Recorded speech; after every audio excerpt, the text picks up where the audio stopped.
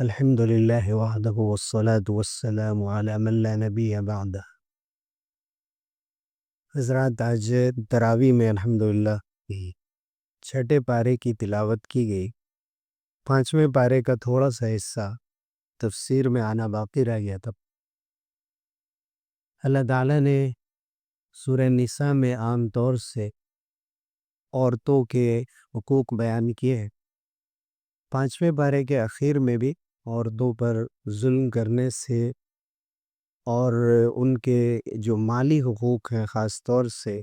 ان کو دبانے سے منع کیا گیا۔ اور کل جس بات کا ذکر آیا تھا کہ جو مارنے کی تھوڑی بہت اجازت دی گئی ہے، اس سے یہ مراد نہیں ہے کہ جو ڈومیسٹک وائلنس ہے اسلام اس کو جائز قرار دیتا ہے، بلکہ اس کی اشاروں میں مذمت کی گئی ہے۔ اور شوہر و بیوی کو یہ مشورہ دیا گیا ہے کہ آپس میں اگر اختلاف ہو جائے تو سب سے بہترین راستہ صلح کر لینے کا، وَالصُّلْحُ خَيْرٌ۔ صلح کر لیں اور ایک دوسرے کی چھوٹی چھوٹی غلطیوں کو اگر معاف کریں، تبھی یہ رشتہ آسانی کے ساتھ چل سکتا۔ پھر اللہ تعالیٰ نے یہاں انصاف کو مضبوطی سے تھامنے کا حکم دیا ہے اور قوامین فرمایا ہے۔ قائمین نہیں کہا ہے کہ صرف انصاف کریں، بلکہ مضبوطی سے تھامیں۔ اور اسی بات کو دوبارہ پھر سورہ مائدہ کے اندر بھی دہرایا گیا ہے چھٹے پارے میں۔ پھر اسی طرح سے پانچویں پارے کے اخیر میں منافقین کی دوبارہ مذمت کی گئی، اور یہاں پر ان کے بارے میں ایک بات یہ کہی گئی کہ یہ اللہ کو دھوکہ دیتے ہیں، اور اللہ تعالیٰ ان کو موقع دیتے رہتے ہیں تو یہ سمجھتے ہیں کہ یہ اللہ کو دھوکہ دے رہے ہیں۔ حقیقت یہ ہے کہ یہ اللہ کی طرف سے دھوکے میں ہے، اور یہ سمجھ رہے ہیں کہ اللہ تعالیٰ ان کو معاف کر رہا ہے۔ نماز کے لیے جب کھڑے ہوتے ہیں تو بڑی سستی اور کاہلی کے ساتھ لوگوں کو دکھانے کے لیے، اور ان کے دل میں ایک طرح کا تذبذب ہے، یقین نہیں ہے، شک کی کیفیت ہے۔ نہ یہ پوری طرح کافروں کی طرف ہے، نہ پوری طرف ایمان والوں کی طرف ہے۔ لا الہ الا ولا الہ الا۔ اور ان کے بارے میں پھر اعلان کیا گیا کہ ان المنافقین فی الدرک الاسفل من النار، کہ یہ جو منافقین ہیں یہ جہنم کے سب سے آخری گڑھے میں ڈال دیے جائیں گے۔ پھر اللہ تعالیٰ نے یہ فرمایا کہ ما یفعل اللہ بعذابکم ان شکرتم وآمنتم، اگر اللہ کا شکر ادا کرتے رہو اور اپنے اندر یقین رکھو اور ایمان تمہارا مضبوط ہو، تو اللہ تعالیٰ تمہیں سزا دے کر کیا کرے گا؟ وَكَانَ اللَّهُ شَاكِرًا عَلِيمًا، اللہ تعالیٰ تو لوگوں کے عمل کی، ان کے عقیدے کی، اچھے عمل کی قدر کرتا ہے اور ان کو توفیق سے نوازتا ہے، اور ایک ایک عمل سے وہ واقف ہے، نیتوں سے واقف ہے۔ تو کبھی بھی اللہ تعالیٰ ظلم نہیں فرماتا، بلکہ انصاف کے مطابق جو سزا ملنی چاہیے اسے بھی چھوٹے چھوٹے بہانے سے معاف کرتا رہتا ہے۔ چھٹے پارے کے شروع میں اللہ تعالیٰ نے یہ فرمایا ہے کہ برائی کا اظہار کبھی بھی اسلام میں پسندیدہ نہیں ہے، اور اللہ تعالیٰ پسند نہیں کرتا کہ کسی بری بات کو کھل کر کہا جائے۔ لیکن اگر کسی پر ظلم ہوا ہو، لا يحب اللہ الجہر بالسوء من القول الا من ظلم، کسی کے اوپر اگر ظلم ہوا ہے تو وہ کھل کر ظلم کے خلاف بول سکتا ہے، اور اسی آیت سے پروٹیسٹ اور احتجاج کے سلسلے میں بھی دلیل دی جاتی ہے، اور بعض احادیث بھی اس سلسلے میں ملتی ہیں۔ اسی طرح سے اس سورہ کے شروع میں ہی اللہ تعالیٰ نے یہودیوں کے اس عمل کی مذمت فرمائی ہے کہ انہوں نے حضرت عیسیٰ علیہ السلام کو قتل کرنے کی پلاننگ کی تھی، لیکن نہ وہ ان کو قتل کر سکے اور نہ سولی پر چڑھا سکے۔ وما قتلوه وما صلبوه ولكن شبه لهم۔ مولانا عبد الماجد دریابادی رحمۃ اللہ علیہ، جو انگریزی زبان کے بڑے ماہر مفسر تھے، انہوں نے عربی اور انگریزی دونوں کے حوالے سے انہوں نے لکھا کہ صلب کے معنی یہ نہیں ہے کہ ان کو سولی دے نہیں سکے، بلکہ ان کو حضرت عیسیٰ علیہ السلام کو وہ سولی پر چڑھا بھی نہیں سکے۔ جو ٹی کی شکل میں جو کراس کا نشان ہوتا تھا، تو وہاں پر جو ٹی میں جو گڑا ہوا حصہ ہوتا ہے وہ زمین میں گاڑ دیا جاتا تھا، جو لمبائی میں ہوتا تھا، اور اوپر میں جو اس کا ہیڈ ہوتا ہے اس کو لے کر مجرم کو جانا پڑتا تھا۔ تو وہ حضرت عیسیٰ علیہ السلام اپنے ہاتھ میں انہوں نے اٹھایا ہی نہیں، بلکہ وہ یہودا نام کا شخص تھا، اور بھیڑ میں اس کے ہاتھ میں وہ چیز چلی گئی۔ حضرت عیسیٰ علیہ السلام لوگوں میں اتنے گھلے ملے نہیں تھے کہ وہ آپ کو پہچان سکتے۔ جو شخص سب سے آگے آگے کر رہا تھا، گویا اسی کو انہوں نے چڑھا دیا، اور شام ہونے سے پہلے فارغ ہو گئے۔ اور جو رومی عدالت تھی اس کا حاکم پلاطوس تھا، ہر جگہ اسی کے اوپر یہودیوں نے اس الزام کو رکھ دیا ہے کہ اس نے حضرت عیسیٰ علیہ السلام کو قتل کیا، وہ تو بچ رہا تھا۔ ساری سازشیں یہودیوں کی تھیں اور انہوں نے حضرت عیسیٰ علیہ السلام کو قتل کرنے کی پلاننگ کی تھی، لیکن اللہ نے ان کو کامیاب نہیں ہونے دیا۔ بل رفعہ اللہ الیہ، بلکہ اللہ نے اپنے پاس ان کو اٹھا لیا۔ اور قیامت کے قریب، قیامت کی علامتوں میں سے ہے کہ حضرت عیسیٰ علیہ السلام کا نزول ہوگا، اور جامع اموی جو دمشق میں ہے، دمشقس میں، اور اس وقت فتح کے بعد دوبارہ کھولی گئی ہے، اس کے مشرقی مینارے پر دو چادروں کے درمیان حضرت عیسیٰ علیہ السلام نزول فرمائیں گے، اور اس کراس کے نشان کو توڑ دیں گے، صلیب کو، اور خنزیر کو قتل کریں گے، دجال کو ختم کریں گے۔ یہ وہ عقیدہ ہے جو ضروریات دین میں، یعنی دین کے بہت بنیادی عقیدوں میں، علامہ انور شاہ کشمیری رحمۃ اللہ علیہ جو اس ملک کے جلیل القدر علماء میں ہیں اور علامہ کا خطاب ان کو دیا گیا، انہوں نے عربی میں کتاب لکھی ہے تصریح بما تواتر فی نزول المسیح، جس میں یہ ثابت کیا ہے کہ مختلف احادیث اتنی کثرت سے ثابت ہے حضرت عیسیٰ علیہ السلام کے دوبارہ آنے کے سلسلے میں کہ اس کا انکار کرنا کفر تک پہنچا دیتا ہے۔ عیسائی یہ سمجھتے ہیں کہ حضرت عیسیٰ علیہ السلام کو ہم نے مار دیا، یہودیوں نے مار دیا، اور پھر ان کو زندہ کیا گیا اور 3 دن کے بعد دوبارہ آسمان کی طرف اٹھایا گیا۔ یہ بنیادی فرق ہے مسلمانوں اور عیسائیوں کے عقیدے کے سلسلے میں، لیکن قرآن صاف کہتا ہے کہ ان کو شبہ ہو گیا، انہوں نے حضرت عیسیٰ علیہ السلام کو قتل کیا بلکہ صلیب پر چڑھایا تک نہیں۔ اور اہل کتاب میں سے ہر شخص، ہر عیسائی اپنی موت سے پہلے ضرور اس بات کا یقین کر لے گا کہ حضرت عیسیٰ علیہ السلام کے ساتھ اس نے یہ عمل نہیں کیا تھا۔ پھر اللہ تعالیٰ نے اسی سورہ کے بالکل اخیر رکوع میں یہ فرمایا کہ مسیح کو اس بات سے کوئی شرم محسوس نہیں ہوتی تھی، ان کو کوئی عار نہیں تھا کہ وہ اللہ کے بندے بنے۔ لن یستنکف المسیح ان یکون عبدا للہ، نہ مقرب فرشتوں کو اس بات سے کوئی شرم ہے، عار ہے، یا وہ اپنی عزت کے خلاف سمجھتے ہیں کہ اللہ کے بندے بن کر رہیں۔ لیکن عیسیٰ کے ماننے والوں کو کیا ہو گیا ہے کہ وہ ان کو اللہ کا بندہ اور رسول قرار دینے کے بجائے ان کو وہ 3 اقانیم میں تقسیم کر دیتے ہیں، باپ، بیٹے اور روح القدس میں، فادر اور سن اور ہولی اسپرٹ میں۔ یہ ان کو کیا ہو گیا ہے کہ وہ یہ کرتے ہیں، گویا کہ اللہ تعالیٰ نے قرآن مجید میں واضح کر دیا کہ جو لوگ 3 اور 1 کا عقیدہ رکھتے ہیں یا باضابطہ حضرت عیسیٰ علیہ السلام کو خدا سمجھتے ہیں، یہ دونوں کفر کرنے والے ہیں۔ پھر آخر میں دوبارہ کلالہ کا مسئلہ بتایا گیا۔ کلالہ ایسے شخص کو کہتے ہیں کہ جس کے والدین بھی نہ ہو اور جس کے بچے بھی نہ ہو، جس وقت اس کا انتقال ہو رہا ہے کوئی وارث نہیں ہے، نہ اوپر نہ نیچے۔ بھائی بہنوں میں پھر اگر اس کے بھائی بہن ہیں تو کیسے وراثت تقسیم ہوگی؟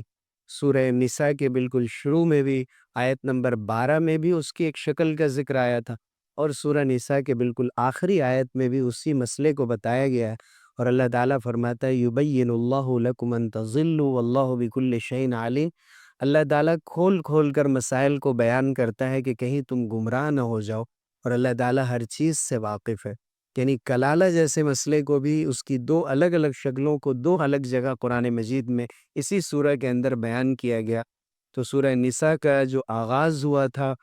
پوری انسانیت کے خطاب سے، اور پھر عورتوں کے اور یتیموں اور بچوں کے حقوق سے، اور بیچ میں عیسائیوں کی گمراہیوں اور منافقین کی گمراہیوں کو ذکر کرتے ہوئے ختم اسی کانٹینٹ اور اسی مضمون پہ در کیا گیا، یہ یاد دلانے کے لیے کہ اس سورہ کا اصل پیغام اور اصل میسج کیا ہے۔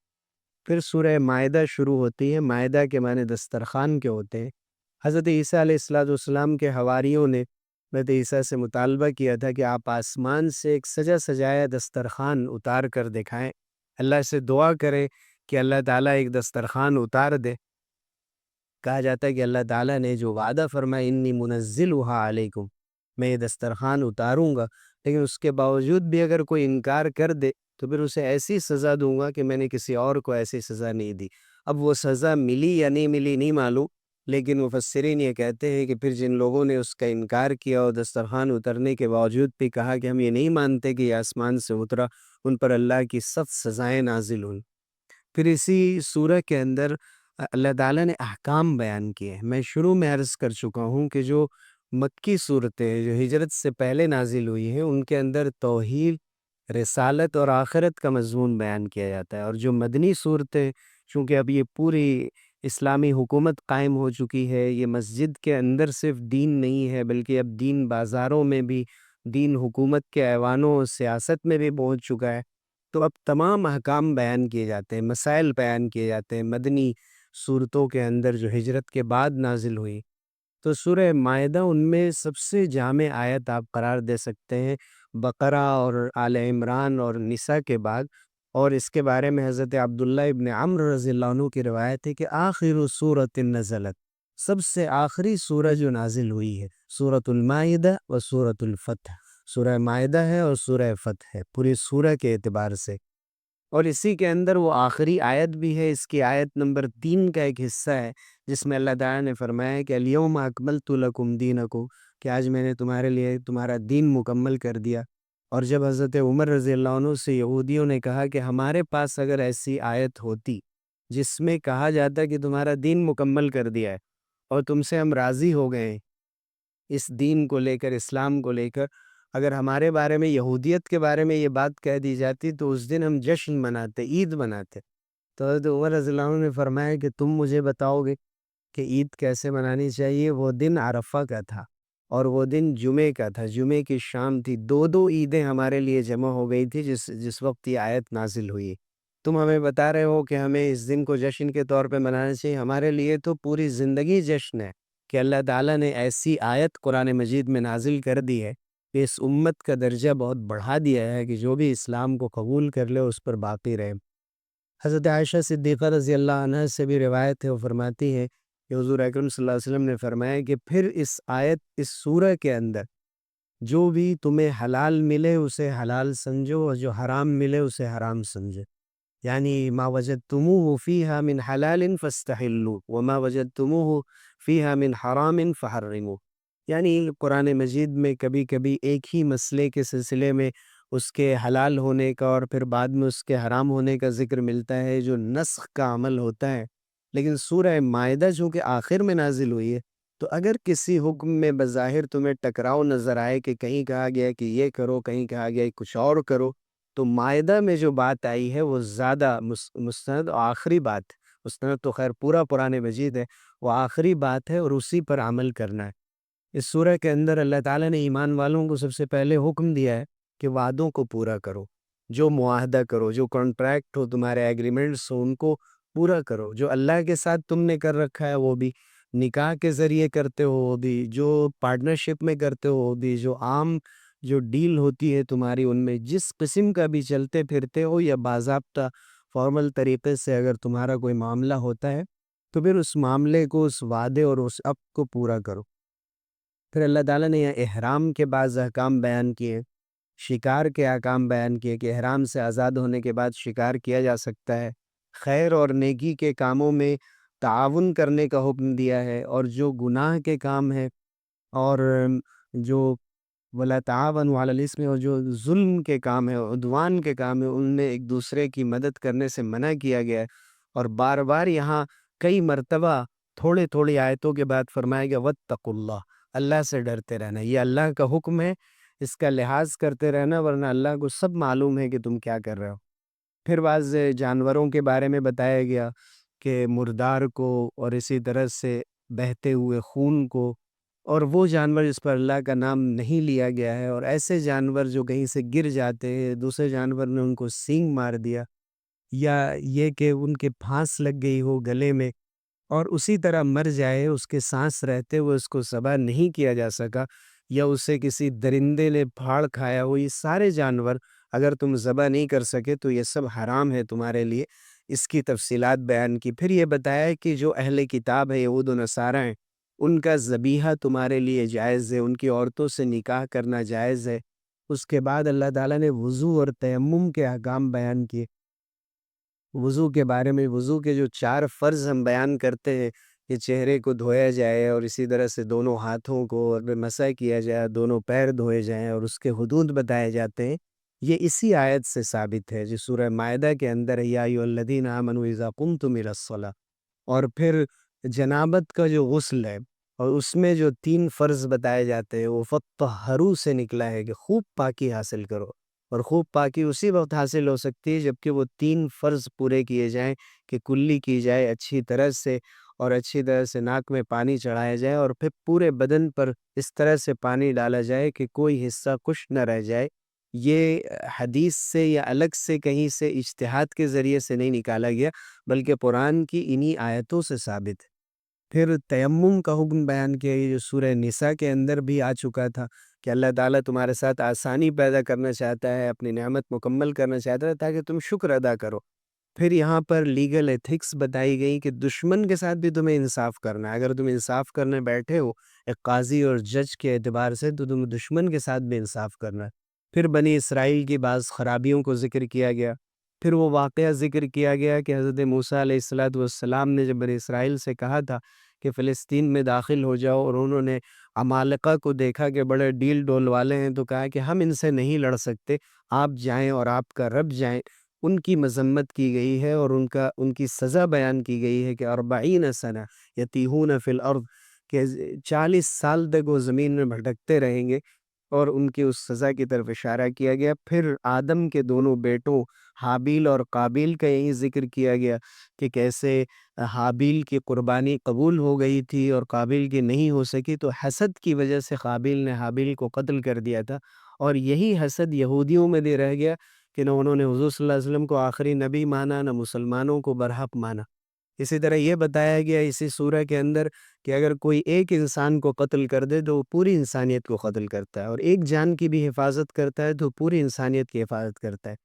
پھر یہاں پر ڈکیتی اور روبری کی سزا ذکر کی گئی کہ اگر کوئی ایسا کرتا ہے کہ جان بھی لے لے اور مال بھی لوٹ لے، مختلف انداز ہو سکتے ہیں کسی کو تباہ کرنے کے اور برباد کرنے کے چلتے ہوئے راستے میں، تو اسی طرح سے 4 سزائیں اس کا ذکر کی، یا تو اس کو قتل کیا جائے گا، یا اس کو سولی دی جائے گی، یا اس کو قید کیا جائے گا، یا اس کے ہاتھ پیر کاٹے جائیں گے، دائیں طرف سے ہاتھ اور بائیں طرف کا پیر۔ یہ 4 سزائیں ذکر کی گئی۔ پھر چوری کی سزا ذکر کی گئی کہ چوری کرنے والا مرد ہو یا عورت ہو، اس کا ہاتھ کاٹ ڈالا جائے گا، اور نکالا من عند اللہ بتایا گیا کہ یہ جو سزا دی جا رہی ہے اللہ کی طرف سے عبرت کے لیے، کہ ایک ہاتھ کٹے گا تو ہزاروں ہاتھ محفوظ ہو جائیں گے۔ اور جن ملکوں میں یہ سزا نافذ رہی، وہاں کے اعداد و شمار یہ بتاتے ہیں کہ ہمیشہ وہاں یہ جرائم کم سے کم ہوتے چلے گئے۔ اور دنیا میں جہاں بھی دوسری سزائیں دی گئی، مثلا قید کی سزائیں ہیں، تو مجرم ایک جگہ جمع ہوتے گئے اور پھر وہاں بھی انہوں نے کرائم کرنے شروع کیے۔ تو اسلامی سزاؤں اور اسلام کے جو قوانین ہیں اس سلسلے میں کہ کیسے جو بڑے بڑے جرم ہیں ان پر سزا جاری کی جائے تو اس سے کیا فائدہ ہوتا ہے معاشرے کو، اس کا ذکر کیا گیا۔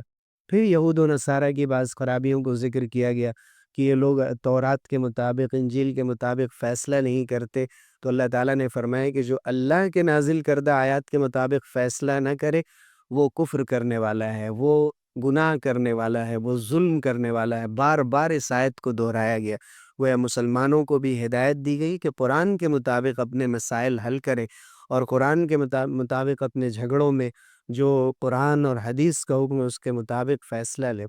پھر یہود و نصارہ سے دلی دوستی کرنے سے منع کیا گیا، اور فرمایا گیا کہ ہو سکتا ہے کہ یہ دلی دوستی انسان کو ارتداد تک پہنچا دے۔ من یرتد منکم عن دینہ فسوف یأتی اللہ بقوم، اگر تم میں سے کوئی دین سے پھر جائے گا تو اللہ تعالیٰ ایسے لوگوں کو لے کر آئے گا کہ جس سے اللہ محبت کرتا ہوگا، وہ اللہ سے محبت کرتے ہوں گے، وہ ایمان والوں کے لیے بڑی عاجزی سے پیش آئیں گے اور کفار کے حق میں بڑے سخت ہوں گے۔ ان کو یہ ڈر اور خوف نہیں ہوگا کہ لوگ کیا کہتے ہیں، کرٹیسائز کرتے ہیں اور ملامت کرتے ہیں، وہ اس سلسلے میں کوئی پرواہ نہیں کریں گے، وہ اللہ کا قانون اور اللہ کا حکم نافذ کریں گے۔ تو اللہ تعالیٰ نے دین کے سلسلے میں غیرت دلائی ہے ایمان والوں کو کہ تم اس کو معمولی مت سمجھو، تمہارا دین آسانی سے رخصت ہو جائے گا اگر تم نے اس کی باریکیوں کو نہیں سمجھا اور جس سے چاہا دوستی کی اور اللہ کے حقوق کا خیال نہیں رکھا۔ پھر اسی مضمون کو بار بار دہرایا گیا ہے، اور یہودیوں پر اللہ کے غضب کا ذکر کیا گیا۔ پھر آخری میں 6 پارے کے آخری میں جو سورہ مائدہ کا ہی حصہ ہے اور یہ 7ویں پارے میں بھی جاری ہے، وہ خاص بات ذکر کی گئی کہ حضرت عیسیٰ و حضرت داؤد کی زبانی ان لوگوں پر لعنت بھیجی گئی۔ کیوں لعنت بھیجی گئی؟ لعنت کے معنی یہ بد دعا کرنا کہ اللہ تعالیٰ ان کو اپنی رحمت سے دور کر دے، اس لیے کہ یہ نافرمانی کرتے تھے، حد سے آگے بڑھ جاتے تھے، اور ایک خاص بات کہ برائی کرتے تھے اور آپس میں ایک دوسرے کو روکتے نہیں تھے۔ ان کے علماء بھی برائی سے منع کرتے، لیکن لوگ نہیں مانتے تو پھر انہی کے ساتھ اٹھتے بیٹھتے کھاتے پیتے، اور ان کے دل میں بھی یہ خیال نہیں ہوتا کہ یہ غلط ہو رہا ہے۔ تو اللہ تعالیٰ نے اس پر سخت وعید نازل فرمائی، اور پھر آخر میں فرمایا کہ یہ جو یہودی ہے یہ تمہارے سب سے بڑے دشمن ہے۔ اور اگر مسلمان اور مشرکین کے بارے میں بھی یہی بات فرمائی، اور ان عیسائیوں کے بارے میں جو حقیقی معنی میں حضرت عیسیٰ علیہ السلام کو نبی مانتے تھے اور حقیقی عیسائیت پر قائم تھے، ان کے بارے میں کہا گیا کہ یہ سب سے زیادہ مسلمانوں سے محبت کرنے والے ہیں۔ وہ لوگ نہیں جو بدلی ہوئی عیسائیت، سینٹ پال کی لائی ہوئی عیسائیت کو ماننے لگے، جس میں 3 اور 1 کا عقیدہ ہے، اور جس میں کفارے کا عقیدہ ہے، اور جس میں بہت سارے ایسے عقیدے ہیں جن میں ان کا توحید گم ہو گیا ہے، اور وہ ٹرینیٹی کے عقیدے کو ماننے لگے جو سراسر شرک ہے۔ اور اسی چھٹے پارے کے آخر میں اللہ تعالیٰ نے بتایا ہے کہ یہ کفر ہے، یہ شرک ہے۔ عیسیٰ اور ان کی والدہ دونوں کانا یا کلانی طعام، دونوں کھانا کھاتے تھے، اور کھانا کھانا ایک ضرورت ہے، ضرورت انسان کو پڑتی ہے، خدا کو نہیں پڑتی۔ اللہ تعالیٰ ہم سب لوگوں کو سمجھ عطا فرمائے، اور قرآن سے زیادہ سے زیادہ وابستہ فرمائے۔ سبحان اللہ و بحمدہ، سبحانک اللہم و بحمدہ، اشہد ان لا الہ الا انت، استغفرک۔